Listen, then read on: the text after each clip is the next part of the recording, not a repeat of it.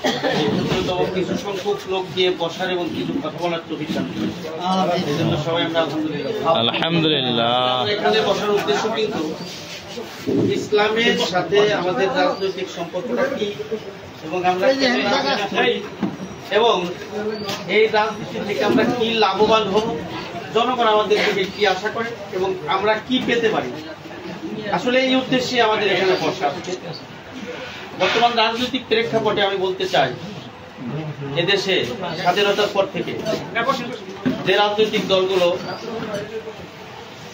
চেয়ারে বসে আমাদের জনগণকে শাসনের নামে শোষণ করেছে, আর এই শোষণ অত্যাচারের হাত থেকে কিভাবে আমরা রক্ষা পেতে পারি, সেটাই আমাদের মুখ্য উদ্দেশ্য বলে আমি মনে করি।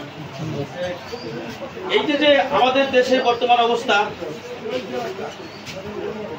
আগে রেডিও ছিল, সেখানে খবর শোনার জন্য আমাদের মুরব্বী যারা ছিল আমরা যারা ভিড় জমাইতাম, এরপরে টেলিভিশনে খবর দেখার জন্য ভিড় জমাইতাম।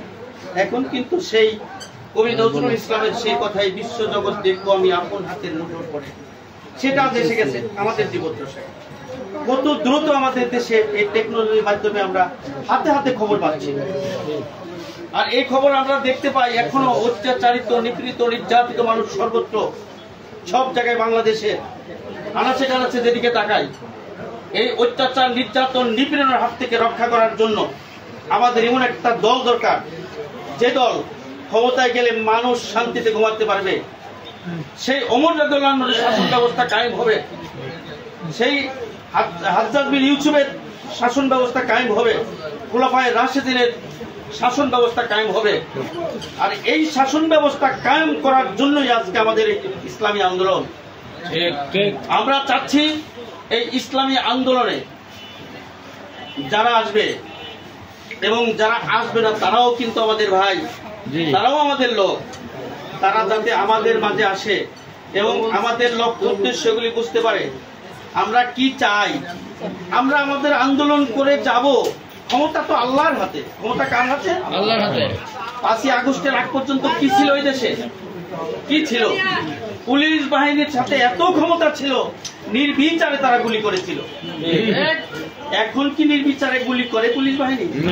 কাদেরকে গুলি করে? যারা ওই সময় মদত জুগিয়েছিল, যারা শাসনে ছিল, তাদেরকে গুলি করতেছে। কিন্তু গোপালগঞ্জের ঘটনা তাদেরকে গুলি করতেছে।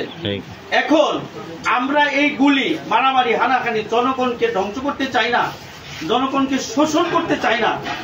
তারা ধরো শান্তিপূর্ণ ভাবে সুখে শান্তিতে এদেশে বসবাস করতে পারে, সেই লক্ষ্য উদ্দেশ্য নিয়ে আমাদের পদযাত্রা। ভাইরা আমার, আমরা আমাদের দ্বারা বিন্দু মাত্র একজন মানুষ ক্ষতিগ্রস্ত না হয়, আমরা উপকার করতে পারি আর না পারি। আপনারা জানেন আমি আইনজীবী, আইন পেশা আছে। আইনের একটা কথা আছে, দোষী ব্যক্তি ছাড় পেয়ে যাক আইনের ফাঁক দিয়ে, কিন্তু একটা নির্দোষ ব্যক্তি বিন্দু মাত্র যেন শোষিত না হয়। একটা নির্দোষ ব্যক্তি যেন বিন্দু মাত্র শোষিত না হয়। আমরা দেখতে পাই দখলবাজ, চাঁদাবাজ, ভূমিদস্যু, এতে বাংলাদেশ ভরে ছয়লাভ হয়ে গেছে।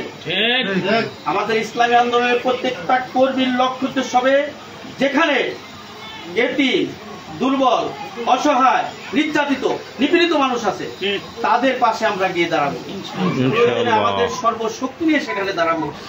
আর এইভাবে আমাদের সারা বাংলাদেশে দাওয়াতের মাধ্যমে শক্তিশালী ভাবে আমাদেরকে কাজ করতে হবে। আর নিজেকে ভাবতে হবে আমরা দুর্বল নই, আমি একা নই। ওই যে একটা কথা আছে, আলেম ওলামা যারা জানে এখানে কে আছে, এরকম একটা প্রশ্ন আছে, বলে যে আমি একা। না, তুমি একা না, তোমার সাথে কে আছে? তোমার সাথে আল্লাহ আছে।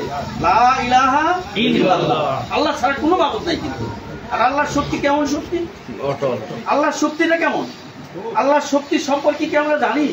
জানি। কিরকম জানি? মুসা আলাইহিস সালামের ঘটনা জানি, ইউসুফ আলাইহিস সালামের ঘটনা জানি, আমাদের নবী কেরাম ইউনূস আলাইহিস সালামের ঘটনা জানি। ইউনূস নবীকে যখন নাকি মাছে গিলে ফেললো, কে আসলো? তার আল্লাহ। আমরা কিন্তু ছিলাম না কেউ। পৃথিবীর অনেক শক্তিশালী রাজা বাচ্চা তখন ছিল, তারা কিন্তু কেউ ছিল কে? আল্লাহ। আল্লাহ কি তাকে বাঁচাইছে?